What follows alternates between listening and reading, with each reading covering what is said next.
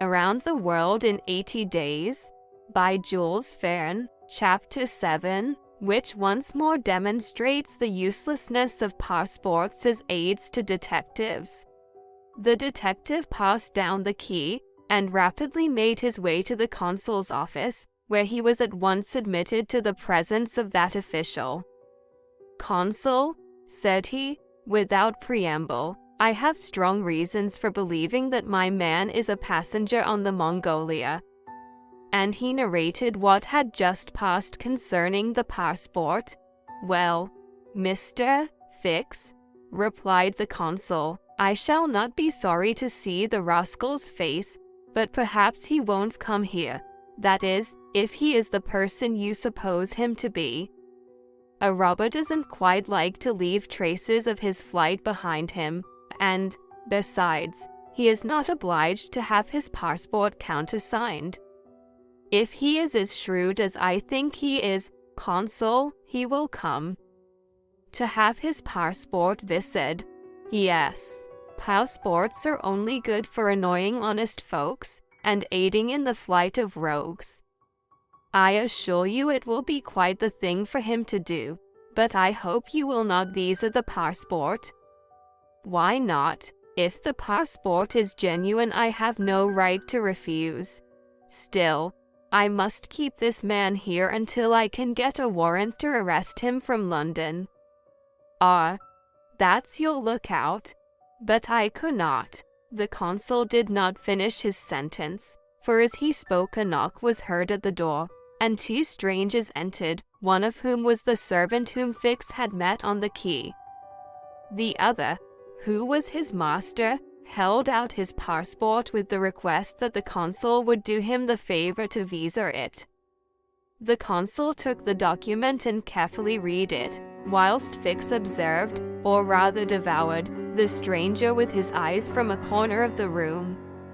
"You are Mr. Phileas Fogg," said the consul, after reading the passport. "I am, and this man is your servant?" "He is, a Frenchman named Passepartout." "You are from London?" "Yes." "And you are going to Bombay?" "Very good, sir. You know that a visa is useless, and that no passport is required." "I know it, sir," replied Phileas Fogg, "but I wish to prove, by your visa, that I came by sewers." "Very well, sir." The consul proceeded to sign and date the passport, after which he added his official seal. Mr. Fogg paid the customary fee, coldly bowed, and went out, followed by his servant. "Well?" queried the detective. "Well, he looks and acts like a perfectly honest man," replied the consul. "Possibly, but that is not the question.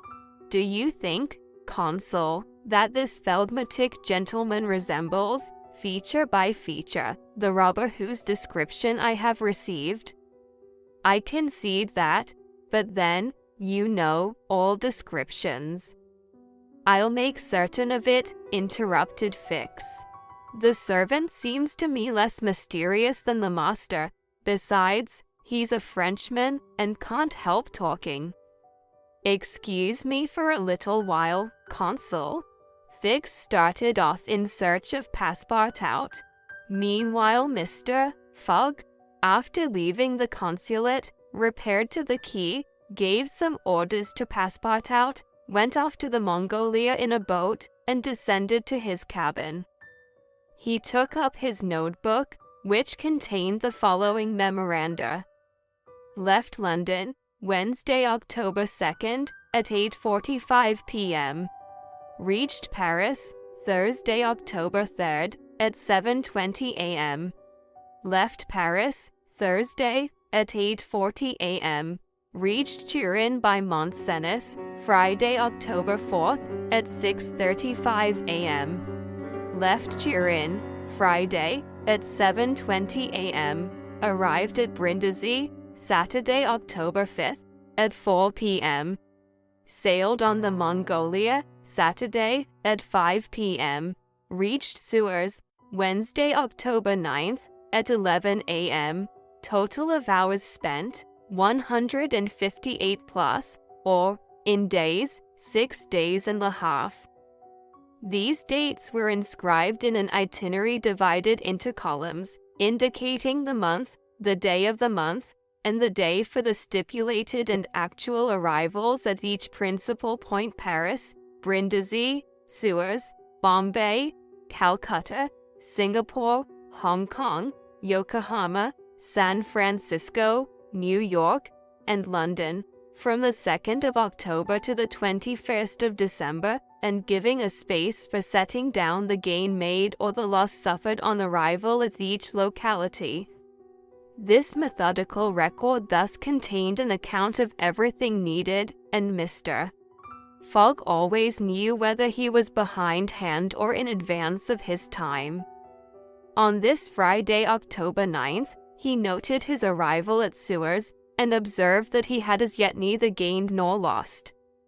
He sat down quietly to breakfast in his cabin, never once thinking of inspecting the town, being one of those Englishmen who are wont to see foreign countries through the eyes of the domestics.